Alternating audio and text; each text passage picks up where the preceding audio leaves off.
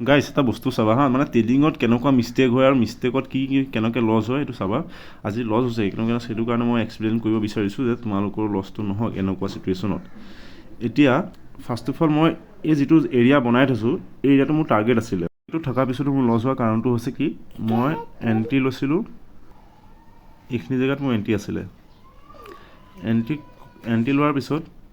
যেতিয়া মাৰ্কেট তলত আহিছে মই ষ্টপ লছটো ট্ৰেইল কৰিলোঁ ট্ৰেইল কৰি পেলাই মই এইখিনিত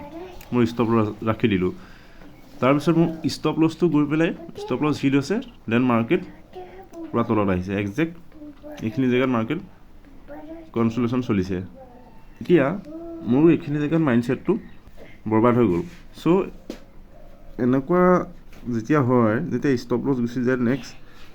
ৰিভাৰ্ছ ট্ৰেডিং কৰিব নালাগে কিন্তু মই সেইটো ভুল কৰি দিলোঁ মই আকৌ এইখিনিত মই আকৌ এইখিনি বাই চাইডে প্লেনিং কৰি দিলোঁ এইডাল ডজি কেণ্ডেলডাল লিখি মই এইখিনি মাৰ্কেট ক্ল'জ কৰিলোঁ চ' এইখিনিত আজি লছ হৈছে চ' ইমান ধুনীয়া টাৰ্গেট বনাই পেলাই এই মুভমেণ্টটো মই কেপচাৰ কৰিব নোৱাৰিলোঁ ভিডিঅ'টো যদি হেল্পফুল হৈছে তেতিয়া লাইক কমেণ্ট কৰি দিবা থেংক ইউ